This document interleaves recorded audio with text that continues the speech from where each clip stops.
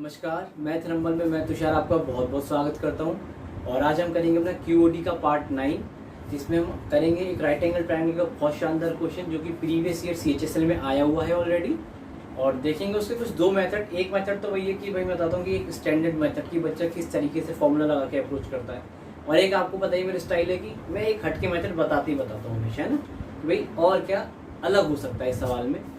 और ये previous year में वैसे तो मैं बताऊँ आपको क्यूओडी पार्ट 10 होता, क्योंकि जब आज मैं 9 अपलोड कर रहा था वो गलती से मेरे से डिलीट हो गया कॉपी होने की वजह। तो अब मैंने सोचा फिर क्या क्वेश्चन चेंज करना। वैसे ही मैंने उस वाले पार्ट में एवरेज का क्वेश्चन कराया था, बहुत ही शानदार कॉन्सेप्ट था एवरेज का उस क्वेश्चन में। बट एनीवेज उसको हम किसी और दिन करेंगे। फिलहाल अब क्यूओडी पार्ट 10 मतलब 9 ही है ये, वैसे अब 10 तो नहीं है। इसको आप देखिए। तो क्वेश्चन है a right angle triangle ABC with side AB is equals to 9 centimetre. देखिए AB ये रही। फिर लिखिए BC is equals to 12 centimetre, ये 12 है हमारी। फिर लिखा है and AC is equals to 15 centimetre and BE and BF are trisectors of angle AB। ये रहा BE और ये रहा BF, ये क्या ट्राइसेक्ट कर रहे हैं एंगल पूरे ABC को। फाइंड लेंथ ऑफ BE, हमसे ये पूछी हुई है।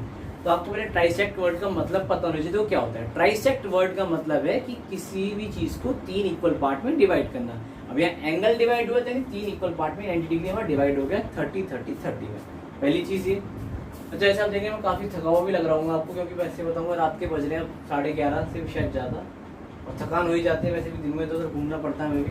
तो देखो क्या है ये फटाफट। आप इसने बोला क्या है कि हमें एंगल ABC को ना B और BF ने ट्राइसेक्ट किया। तो फटाफट हम यहाँ पे लगाते हैं, 30 डिग्री हो जाएगा, ये 30 डिग्री, ये 30। यहाँ तक तो कोई दिक्कत नहीं। अच्छा मुझे BE निकालनी है। तो सबसे पहले दो बातें हमारे दिमाग में आती है। जैसे अगर BE निकालनी हो तो उससे क्या क्या बातें और आ सकती हैं मैं आपको भी बताऊंगा। जैसे मान लेते हैं, पहले समझ लीजिए कैसे क्या बातें आती हैं, कैसे हम अप्रोच करते हैं। सबसे बड़ी दिक्कत क्या है कि बच्चों को ये नहीं पता कि क्वेश्चन को अप्रोच करना कैसे होता है। अब आप समझिए, जैसे हमें मुझे चला पता है ये राइट एंगल ट्राइंगल, मुझे चला पता क्या है ये राइट एंगल ट्राइंगल। तो दो अप्रोच आते हैं भाई, कैसे हम ये वाली साइड निकाल सकते हैं। 2-3 अप्रोच है। पहली अप्रोच क्या है, कॉस फॉर्मूला, मतलब cosine rule basically, not formula. मैंने बताया था किसी भी चीज़ की लेंथ निकालनी, उससे अच्छा तो कि रामबाण है, वो तो कोई तरीका ही नहीं है। बट वो थोड़ा कैलकुलेटिव हो जाता है, बच्चों से गलती होने की चांस ज़्यादा है ना। तो एक तरीका क्या होता है कि भाई मान लेते हैं अगर ये परपेंडिकुलर हो, तो मान लेते ये परपेंडिकुलर हो तो ये और ये आपस में एक दूसरे के परपेंडिकुलर। तो मैं क्या कहता हूँ कि भाई दो बार हम इसमें एरिया का फॉर्मूला लगाएंगे। कैसे, एक बार तो इनका यूज़ करेंगे, एक बार बेस हो जाएगा, फिर एक परपेंडिकुलर हो जाएगी यानी हाइट। फिर अगर इस वाली लाइन को इस वाली लाइन में यूज़ करेंगे, यानी इस लाइन का और इस लाइन में यूज़ करेंगे, दोनों को इक्वेट कर देंगे। और इक्वेट कर देंगे तो क्या होगा, हमें कोई एक लेंथ निकाल दी मतलब मिल जाएगी जो भी मुझसे पूछी हुई है। एक तो ये तरीका है। एक्चुअली थकान की वजह से कहना है, बोल भी नहीं पा रहा सही से, आप देख भी पा रहे होंगे, बट कोई बात नहीं, ये मैं आपको सिखा के जाऊँगा कैसे करते हैं इसको, आप देखिए गौर से। तो एक तो ये अप्रोच है कि अगर हमें परपेंडिकुलर चल जाए पता, ठीक है, या फिर कोसाइन रूल हम लगा लें किसी भी लाइन में, ठीक है। जैसे मान लीजिए इसमें भी कोसाइन रूल लगा सकते हैं। और क्या अप्रोच हो सकती है, अगेन हम एक अप्रोच ये लगा सकते हैं कि जो ट्राइंगल है इसको दो एरिया से बांट लें और दोनों को जोड़ के टोटल एरिया के बराबर रख दें। तो मैं कह रहा हूँ वहाँ यहाँ पे ना वो अप्रोच ज़्यादा बढ़िया रहेगी। क्यों, मैं यहाँ पे कोसाइन रूल क्यों लगा रहा, उसकी वजह भी मैं आपको बताता हूँ, क्योंकि मेरे को कोई एंगल पता नहीं है ना, मुझे ये पता ना ये पता, पहली चीज़ तो ये। अच्छा फिर भी अगर मैं कोशिश करूँ ट्रिग्नोमेट्रिक यूज़ करके लगाने की cosine rule by 90 plus theta minus theta कुछ करके, तो फिर मुझे ये वाली साइडें भी नहीं पता ना कितनी है। क्योंकि आप एक बात समझिए, ये केवल एंगल को ट्राइसेक्ट कर रहा है, इसने ये नहीं बोला कि AC ट्राइसेक्ट हो रही है। कि कई बच्चे क्या करते हैं ऐसे देखते हैं ट्राइसेक्ट तो इसको 5 5 5 मान लेता है, वही सवाल वो गलत भी हो जाता है। अब समझिए ये वो चीज़ नहीं है। तो देखिए कैसे करते हैं सवाल को। तो अगर आपने मेरे शुरू के कुछ लेक्चर्स देखे हैं ज्योमेट्री के, तो मैंने आपको एक चीज़ बताई थी कि अगर किसी ट्राइंगल में ऐसे अगर एक ट्राइंगल है, ठीक है, मान लेते ट्राइंगल और ये एंगल थीटा मेरे को दिया हुआ है, और मान लेते ये साइड A है ये B है, तो इसके एरिया का फॉर्मूला होता है half into A into B into में साइन। ये आई होप आपको याद होगा, तो नहीं याद तो आपको चली गया पता कैसे निकालते हैं ये। तो मैं कह रहा हूँ कुछ हम इसी चीज़ का यूज़ करेंगे और लेट कर लेते हैं, फिर हम क्या BE को कुछ मान लेते हैं, ठीक है। वैसे आप जानते हैं मेरे स्टाइल क्या पढ़ाने का, पहले मैं एक स्टैंडर्ड मेथड बताते हैं, ये किसका स्टैंडर्ड मेथड है जो अप्रोच हमें यूज़ करनी चाहिए पेपर वगैरह में। उसके अलावा मैं आपको एक शानदार मेथड हमेशा बता के जाता हूँ, जिस मेथड से आप आराम से मक्खन की तरह सॉल्व कर पाएंगे, समझ रहे हैं। वैसे तो लोगों को काफ़ी चीज़ और भी मक्खन करनी है अपनी लाइफ में, बट आप पहले सवाल मक्खन कर लो। तो BE क्या हो जाएगी, x मान लेते हैं, ठीक है, कोई दिक्कत नहीं है। मैंने आपसे पूछा कि भाई बताओ ABC का एरिया क्या है, आप बोलोगे गुरुजी ये तो बहुत ही आसान बात है, ABC का एरिया क्या है। देखो ये हमें दे रखी है 9 और ये हमें दे रखी है 12, क्यों नहीं, ABC का अगर एरिया पूछ ही रहे हो गुरुजी, अब आप बोलोगे ये हो जाएगा 1/2 × 9 × 12, ये हो जाएगा पूरे ABC का एरिया। आप बोलोगे कितना आएगा, ये तो 6 बार कट जाएगा 12, 9 6 54, ये 54 आ जाएगा। ठीक है, अब सेंटीमीटर स्क्वायर आप समझ ही गए होगे, तो आप खुद पढ़े लिखे हो यार। तो मैं कह रहा हूँ पूरे ABC का एरिया अगर मैं निकालूँ और मैं बोल रहा हूँ कि ये वाला पार्ट मेरा एरिया इतना x है, ये इतनी लाइन मेरी x है, मैं ऐसा बोल रहा हूँ, तो आप बोलोगे यहाँ पे काम करो सर, क्या BEC प्लस AEB है ना, वो ऐड कर लो तो ये ABC के एरिया के बराबर आएगा। समझ लो क्या कह रहा हूँ मैं, ये कह रहा हूँ कि अगर मैं ये पूरा BEC निकाल लूँ और फिर BAE निकाल के जोड़ लूँ तो ABC के बराबर आएगा नहीं आएगा, आप कहोगे बिल्कुल आएगा, क्योंकि BE निकालनी है। मैं कहा ठीक है ऐसे ही कर लेते हैं, तो आप बोलोगे ये BEC का एरिया कितना होगा, आप बोलोगे देखो यहाँ पे एक बात है, ये 12 दे रखी है, ये x दे रखी है, x तो निकालनी है क्योंकि, और ये एंगल 30 में पता है। सिमिलरली अगर मैं AEB निकालना चाहूँ तो आप बोलोगे 9 दे रखी है, ये x है और ये 60 डिग्री है। मैंने कहा है इन दोनों का यूज़ करके आराम से अपना कर सकते हैं क्वेश्चन। आप बोलोगे ठीक है, यहाँ से मैं देख रहा हूँ, आप देखिए कैसे होगा। तो हमें क्या करना है, ठीक है पहले हम BEC निकाल रहे, तो BEC में क्या हो जाएगा 1/2 × में, और क्या लेना है हमें 12 × में x × में sin 30 की वैल्यू कितनी होती है, तो sin 30 लिख देते हैं। जैसे हाफ होते हैं मैं डायरेक्ट लिख देता, लेकिन मैंने पहले ही बताया कि हर तरीके का बच्चा होता है, पता चला बच्चा ये पूछे बाद में कहाँ से आ गया हाफ, फिर सडनली क्या करेंगे हम 9, इसके बाद हम 1/2 × 9 × x और इंटू में क्या करेंगे sin 60, पूरे 60 डिग्री बनना है, 30 + 30 sin 60 डिग्री। sin 60 डिग्री की वैल्यू भी आपको पता होगी √3/2 होती है। तो फटाफट अब देखो लगाते हैं कैसे करेंगे, देखिए आप। तो ठीक है, ये क्या हो जाएगा, हाफ देखिए दोबारा आएगा, 3 टाइम कट जाएगा तो 3x हो जाएगा। इतना तो आप डायरेक्ट देखिए करना सीखे, अगर इतना भी आप नहीं सीखेंगे ना अभी, तो पेपर में आपको काफ़ी दिक्कत होने वाली है और टाइम फिर बचेगा नहीं पेपर में, अगर आप हर एक स्टेप लिखेंगे। तो कैसे हुआ ये हाफ आता, ठीक है, और ये हाफ 4 बन जाता, फिर 3 टाइम कट जाता, 3x होता बस। अब देखो sin 60 लिखा हुआ ये, ठीक है, और यहाँ √3/2 आएगा 60 की जगह, तो 9√3 और अपॉन में 4 हो जाएगा, कितना हो जाएगा 9√3/4। यहाँ तक तो कोई दिक्कत नहीं ना भाई आपको। तो कोई भी दिक्कत हुआ अगर आप मेरे को ना कमेंट सेक्शन में ज़रूर बताया करो कि ये चीज़ समझ नहीं आई मेरे को, ठीक है।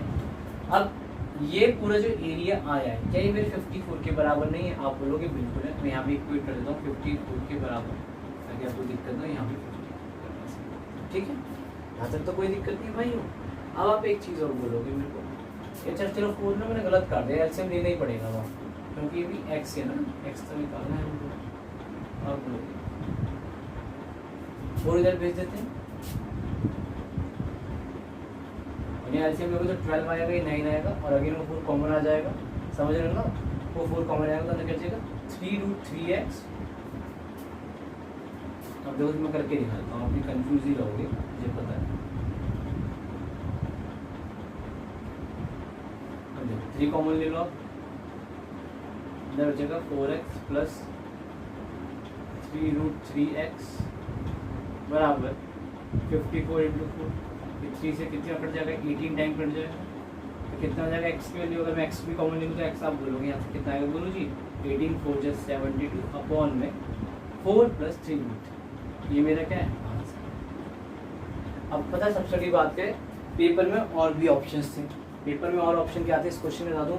एक था ऑप्शन 72 केवल, एक था ऑप्शन आई थॉट 24 था, और एक और मल्टीपल था शायद 24 के 48/√3 करें, 48/√3। अब बच्चों के ना काफ़ी मुश्किल से वाला ऑप्शन, अगर मान लो कोई तुक्का भी लगाना चाहे तो ये वाला ऑप्शन आराम से नहीं क्रैक कर पाता है, समझ रहे आप।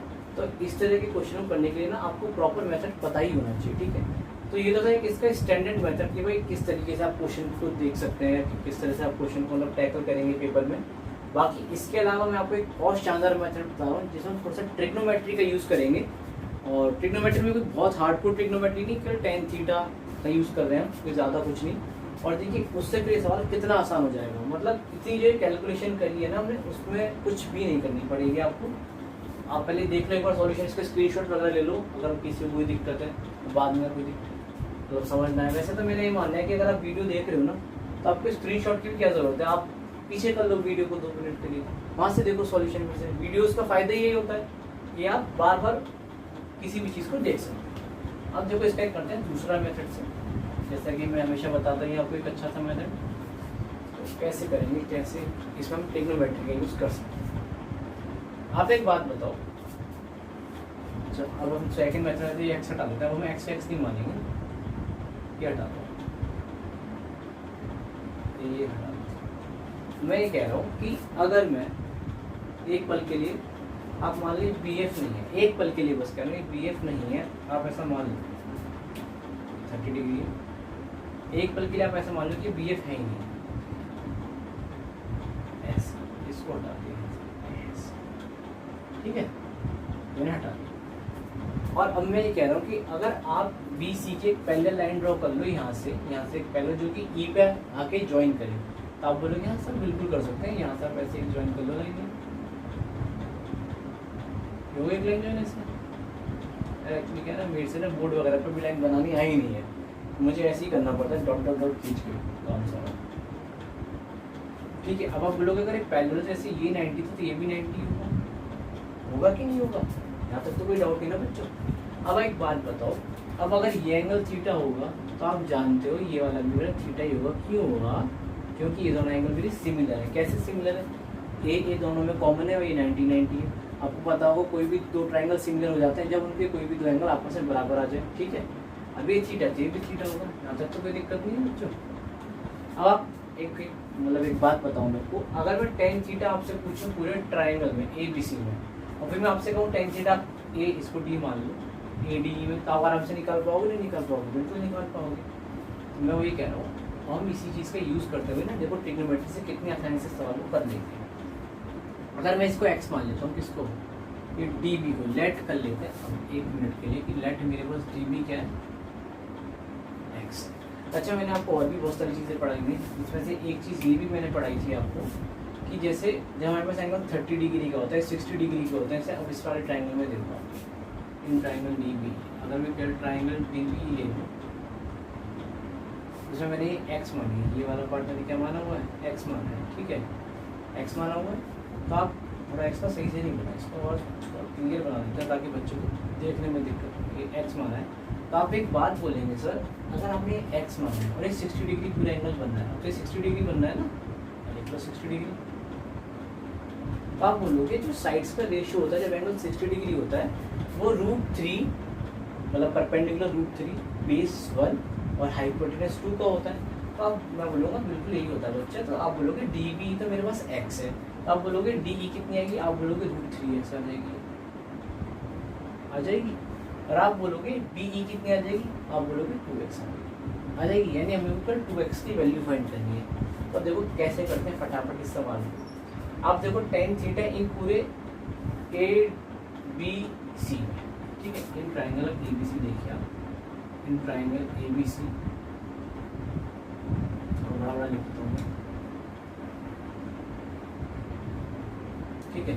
आप बोलेंगे जो मैं कहूँगा टेन थीटा, आप बोलेंगे परपेंडिकुलर अपॉन में बेस। अब लिखिए यहाँ से टेन थीटा, क्योंकि मेरा क्या हो जाएगा 9/12। अच्छा सिमिलरली अगर मैं आपसे ट्राइंगल में पूछूं कि इसमें इसको और सॉल्व कर देता हूँ 3/4 आ जाएगा। अच्छा सिमिलरली अगर मैं आपसे एक चीज़ पूछूं कि मैं ट्राइंगल अगर मैं ए डी ई ले लूँ, कौन सा ए डी ई ले सकते हैं ना, आप बोलोगे ऐसे टेन थीटा मेरा कितना आ जाएगा, आप बोलोगे सर परपेंडिकुलर अपॉन में बेस ही लेंगे, लेकिन अभी जो ए डी बची है मेरे पास कितनी बची है 9 - x बची है, ये वाली मेरे पास अब कितनी बची है 9 - x बची है। मैं कहूँ ठीक है कोई बात नहीं, ले लो 9 - x अपॉन में √3x। यहाँ तक तो कोई डाउट नहीं बच्चों, आई होप यहाँ तक आपको कोई भी डाउट नहीं रहा होगा, ठीक है। आगे चलते हैं, अब ये भी टेन थीटा है, ये भी टेन थीटा है, आपको भी दोनों को इक्वेट किया जा सकता है। मैं कहूँगा बिल्कुल इक्वेट कर दूँ बिना किसी झिझक के, तो आप बोलोगे ये हो जाएगा 3/4 बराबर 9 minus x root 3x x root 3 में लिखता है 25 को। अब 9 4 जा 36 माइनस 4x इक्वल्स टू हो जाएगा 3 रूट 3x। देखो वही चीज़ आ गई, 36 आ जाएगा और ये बराबर हो जाएगा कितना मेरे पास हो जाएगा, इधर चला जाएगा कितना 3 रूट 3x प्लस 4x। यहाँ तक तो कोई डाउट नहीं है।